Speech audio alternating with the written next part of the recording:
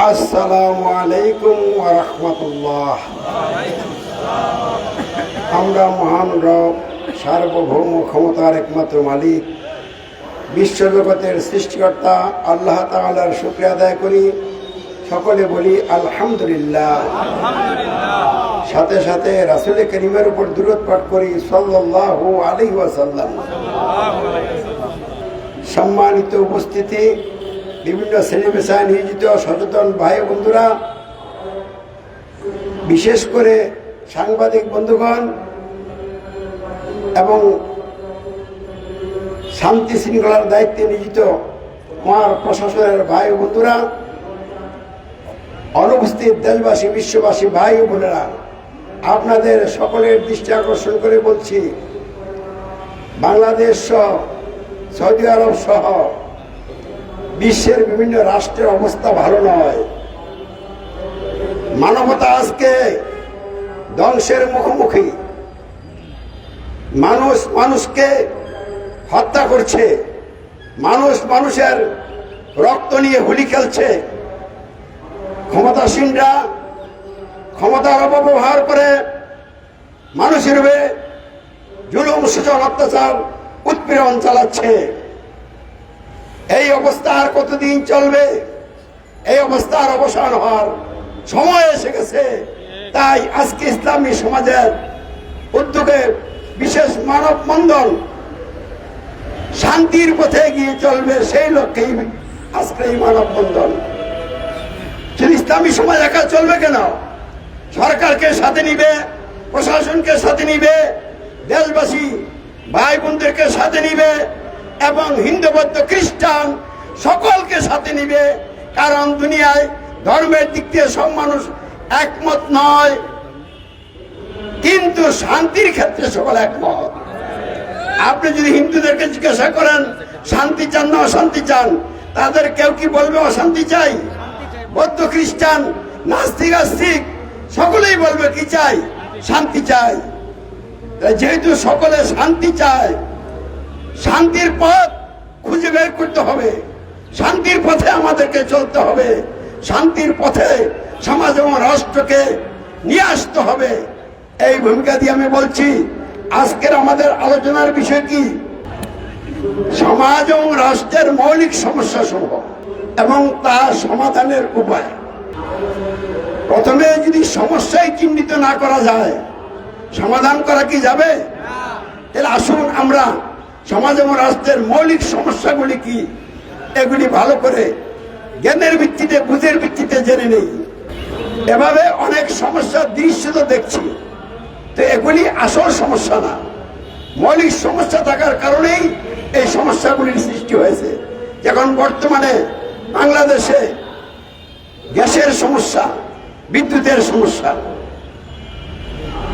যার কারণে আন্দোলনের কথাও হচ্ছে।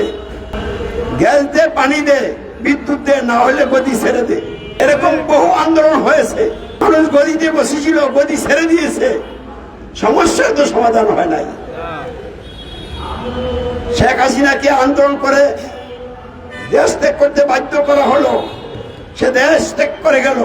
জুলাই বিপ্লবের লোকেরা রাষ্ট্রীয় নেতৃত্বে আসলো, কিন্তু সমস্যার কি সমাধান হয়েছে? কেন হয় নাই?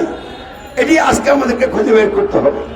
শুধু খুঁজে বের করলে হবে না, সমাধানের দিকে আমাদেরকে ঐক্যবদ্ধভাবে এগিয়ে চলতে হবে, তীব্র আন্দোলন গড়ে তুলতে হবে, যেন আন্দোলনের ধাক্কায় অশান্তির সব আগুন নিভে যায়।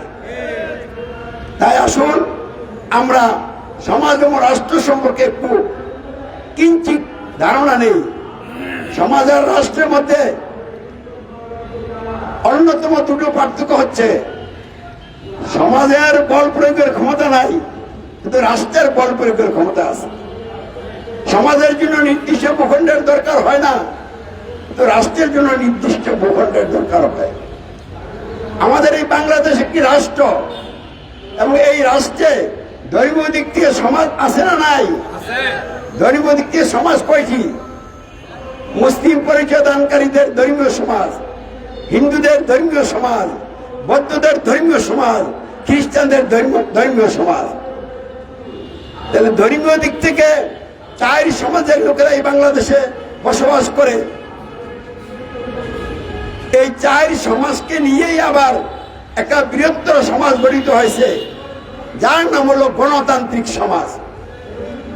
তাহলে গণতান্ত্রিক সমাজে হিন্দুরা আছে, বৌদ্ধরা আছে, খ্রিস্টানরা আছে, মুসলিম পরিচয় দানকারী লোকেরা আছে। এই যে গণতান্ত্রিক সমাজ, এই গণতান্ত্রিক সমাজের লোকেরাই আবার গণতন্ত্রের ভিত্তিতে সংবিধান রচনা করে এই সংবিধান দিয়ে একটা রাষ্ট্র গঠন করেছে, যার নাম হলো গণপ্রজাতন্ত্রী বাংলাদেশ। আমাদের বাংলাদেশের নাম কি?